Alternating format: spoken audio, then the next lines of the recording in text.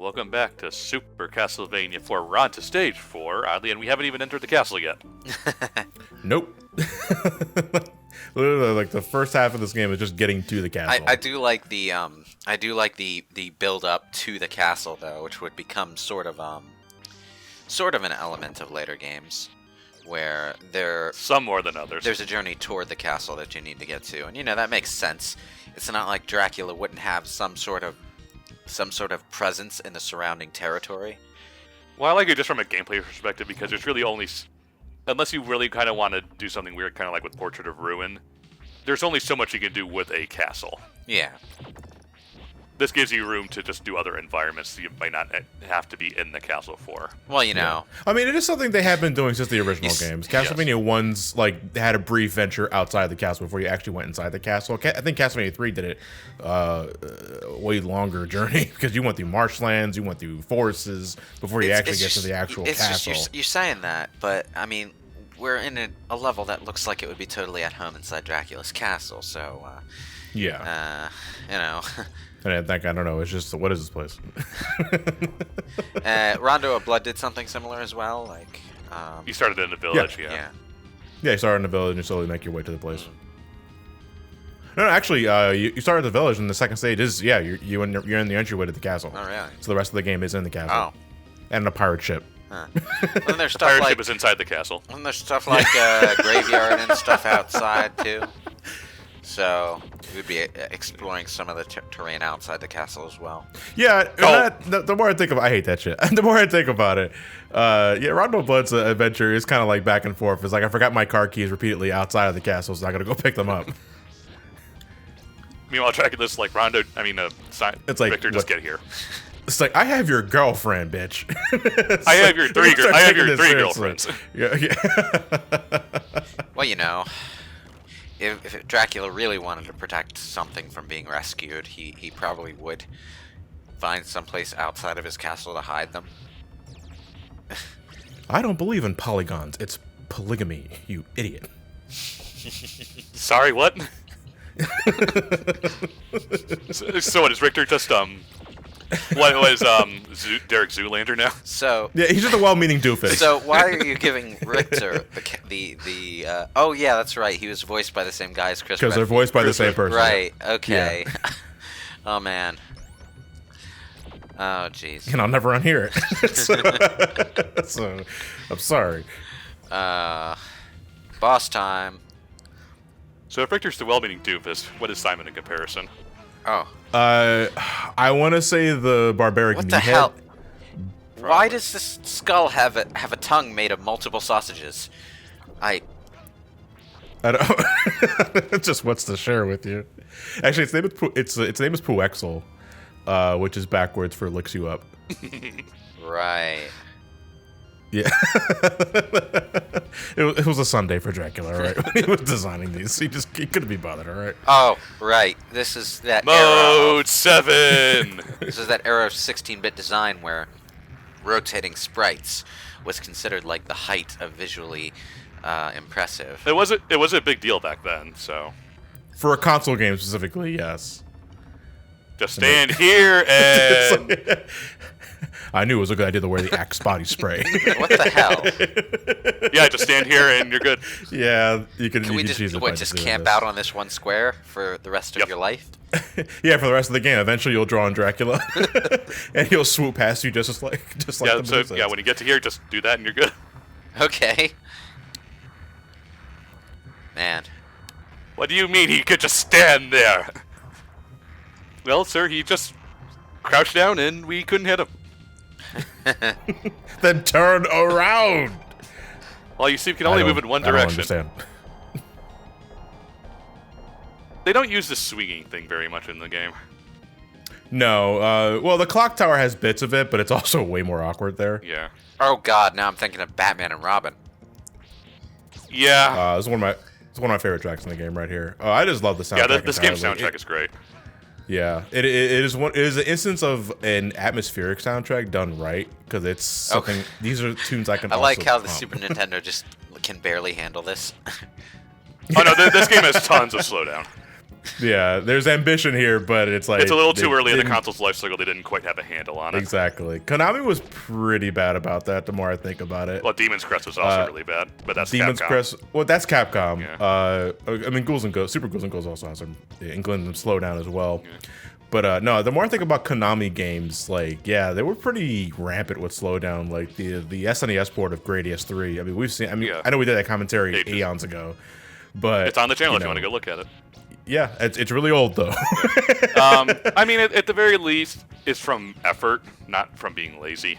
Yeah. It's ambition because it's a brand new console. They want to show off. They want to show off their stuff, and it's like, oh, you don't know exactly how to run the stuff yet. How the times have changed nowadays. Like the slightest stutter is like, oh my god, this game is so basic looking. We should be getting like 2,000 frames per second out of it. To be fair, I think at this point, most people would prefer performance over getting that extra little bit out. No, I think my favorite thing is like if there's a dip in frame rate, does this game secretly have a SJW agenda? What? It's the internet. What? I don't. I'm not giving you. I'm not giving you. Is that an actual thing that people say about frame rate? What? I'm not telling you. The sad thing is that it's just plausible enough that you think it could be. That is the sad thing right now. That half of me finds that totally believable. It's like I'm not immune to this kind of performance-related complaints. Like even with the Resi 2 remake, I'm like, they really should have shut off that ugly ass shimmer and just squeezed a few more frames out of the game, because that shimmer doesn't look good. Rock monster. Does the game? Wait, hold on. For remake 2 specifically, does it chug? I played on a PS4 Pro, so maybe I didn't it does chug on the vanilla system, but what I'm talking about is that shimmering reflective effect that they have. And I'm talking specifically about the shimmering reflective effect, not the other reflective effect that is going on underneath it that just reflects light sources off the floor. Where they're trying to do reflective surfaces all over the game, and the effect that they have is kind of low res, so it looks a bit ugly and buggy, especially in certain places, especially in the Umbrella Lab. But I never noticed too much slowdown, only when things got like really busy with the lighting. Yeah, well, yeah. This is an element of the lighting, though. So Yeah. It's just that the shimmering reflection on the floors and walls is its own separate effect that you can turn off in the PC version. And I really wish there was an option to turn it off in the PS4 version too, because I fucking hate it. It's ugly. I want it gone. Okay, this always weirded me out. So the gremlins that the harpies are dropping are the Japanese design of the Fleaman in Castlevania 3, which they changed back to the Castlevania 1 Fleaman design from Castlevania 1 when the game was localized. For some reason. But Super Castlevania 4 keeps the original Japanese designs, and I was like, what was the issue before? Brand recognition, maybe? I don't know. Brand? It was only one game. I know. Companies are weird about brand recognition, and back around that time there was usually a lot of friction between American branches and Japanese branches over that kind of thing. It's dumb. I take it you're playing this off of Virtual Console or SNES Classic? SNES Classic. SNES Classic. Okay, so it is based off of the Virtual Console release. I noticed that when you're fighting the rock monster, the white flashes that happen every time you hit it are nowhere near as obnoxious as the original Super Nintendo release, because goddamn, that fight sucks. Ow. In the original version of the game. I'm dead. Also, if you recall, I know this happened like a few minutes ago, but the sound that the rock monster makes when you kill it, like when it grows in size. I'm sorry. Are we just not going to comment on the skeletal Belmonts? Anyway, go on. I think they were a thing since the original games. But no, for, the official release of this, because Super Castlevania 4 did have a official soundtrack released, and I think they wanted to be a little cute and like have all the tracks kind of like blend into each other so that they go from one track to another seamlessly. But they do that with adding certain sound effects, and the end of the boss battle theme ends with the rock monster growing and shrinking noise. And I was like, okay, this is not music; it's just a sound effect. Really cool though. I would recommend listening to the soundtrack version of like the Dracula battle theme and the battle against the Grim Reaper. It's really cool. Yeah, And now we are inside the castle proper. So we're on stage 1 again. Yes. Poor dog. That's a zombie dog. I gotta kill it. So, favorite Belmont. Everyone go. Richter. Considering most of my Belmont experience is either Julius or Simon. If you gotta pick two. Yeah. I mean, I've played Rondo of Blood, but not terribly much. I feel. I mean, I like Julius. I really wish he had his own game though, like just to really. So says every Castlevania fan. Because in Aria of Sorrow, he's an amnesiac, and all you know is that he's a Belmont. But then later on, when he gets his memories back, and he proves he's that, literally the most badass Belmont ever. He's worthy of that name and then some. But it's like, I would have really liked if he had his own game to really emphasize that. We all still want that 99 game. Yeah. Man. I mean, to at least nice wise, we got both both Simon and Richter in Smash. So. Yeah. I'd probably say Richter as well. Although part of me just has a nostalgic attachment to Sonia Belmont, who is now non-canon. So. Who? Exactly. What do you mean it's not Juice, John? No, I'm sorry. I don't care for Juice. Not Buff Light Yagami? They went and replaced that backstory with the backstory from Lament of Innocence, which was just kind of... Lame? Yeah. That's one way to put it. That's like, I think the word you're looking for is... lame. I don't like Lament of Innocence. I'm sorry. I think Lament of Innocence is okay. The only good thing about it was really the music. I like the music in Lament of Innocence, but other than that, it's just like a really poor man's Devil May Cry game. Like living out of a shoebox Devil May Cry. I always found this section of the game really kind of awkward. Because they're using Mode 7 for the chandeliers, and you're not sure how solid the platforms are. Yeah, it's very easy to kind of fall through them. Is it? Oh. Yeah. Oh. Yeah, because the platform sprites are rotating with the chandelier, which means certain pixels are not solid because they're trying to adjust for the sprite. Well, the way to compensate for that in the programming would have been to make the platforms the hitbox a little bit bigger. Yes, that's what they should have done, but... I guess they didn't. Okay. Reminder, launch window game. Yeah. Are you going for the secret treasure room? Yep. Yeah, that's what you're going for. I know it's either the second or the third one. There it is. Ow. Are there... Well, it does... And with my dying breath, I curse Simon. The frickin' boomerang axes, man. Yeah, I never said I was good at this game. That's just a reminder. But again, whip dangly thing. Yeah. Completely neutralizes them. The axe armors, I don't know why they brought them back for this game when Simon just completely screws them over. Well, if they didn't actually give you things to do with the whip dangly thing, it would have been a pointless inclusion, wouldn't it? Yes. But no, this is a good spot to get your double or triple shot if you want to. What the hell is going on with those flickery ass sprites? They're ghosts. They're ghosts. What? You can whip ghosts? He just killed his dog. Yeah. Yep. And he's sad. Aww. Yeah, and he's sad. But why was there a ghost hound? Was that a reference to like a Hound of Baskervilles or something? Maybe. Huh. Just a ghost dog. Well, yeah, I say that because, it's supposed to be set in Europe, and Japan actually really does like Sherlock Holmes stuff. Why they have such an attachment to Sherlock Holmes stuff is beyond me, but, Oh, I don't know. I mean, I like Sherlock Holmes well enough, tropes. But, like, why Japan as a culture likes it so much, I'm not really sure, is what I'm trying to say.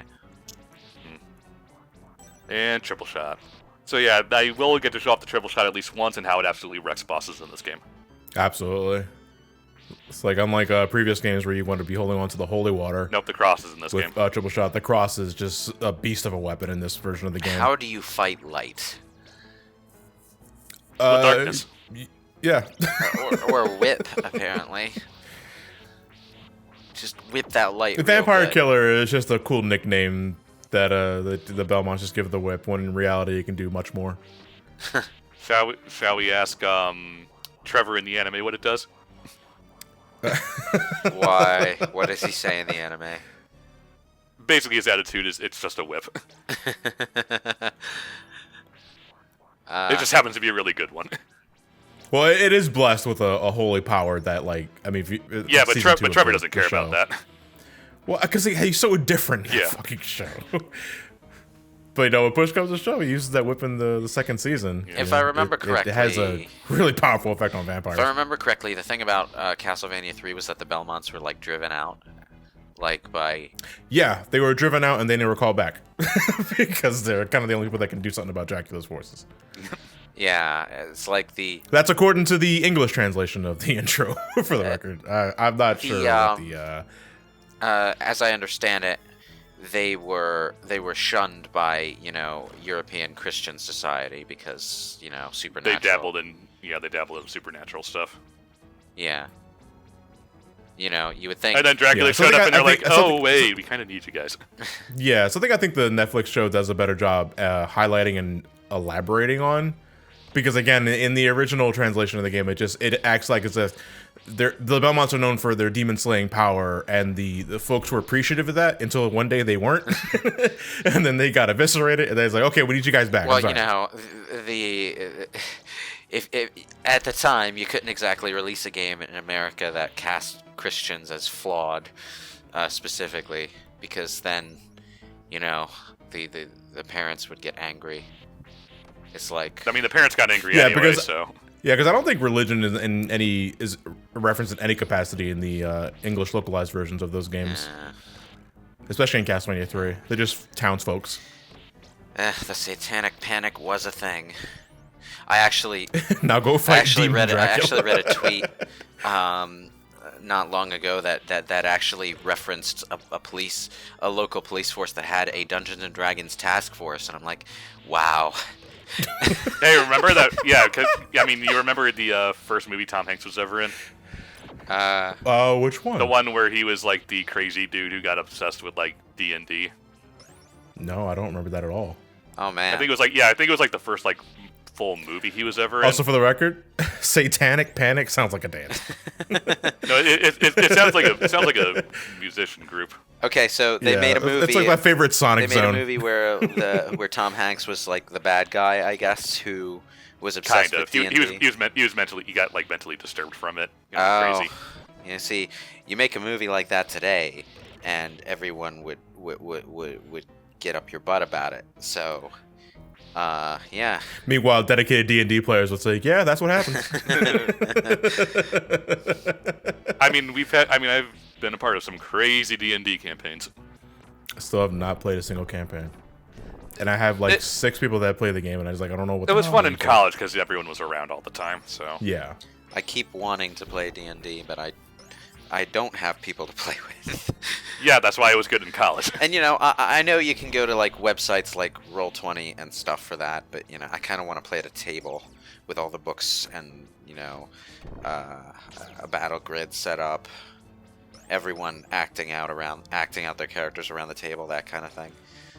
But, yeah, I don't have a group of nerd friends locally that can do that with me, so... Sucks to be me, I guess. Wow. Well, you know, Nora plays with her friends over Discord. Yeah, I know. Just do that. Yeah, it's been made mention of. What I'm saying is, I kind of want to play at a table. You want like person-to-person experience. Yeah, yeah. Like, I've been buying the books. Guys, zombie ghosts. I've been buying the books and stuff for tabletop games. I have like. Yeah, that's the triple cross for you in this game. Yeah. Yeah, it's absolutely ridiculous. 2 separate editions of D&D, plus some old second edition stuff that I dug out of my closet that I'm pretty sure doesn't technically belong to me, but I'm pretty sure my stepdad doesn't give a shit about it, so I kept it. And let's see, Vampire the Masquerade. I'm planning on buying another one that's what is it called? Mutants and Masterminds, which is a superhero-based one. And there are about a dozen others that are on my radar, but I don't have the money for. So, yeah.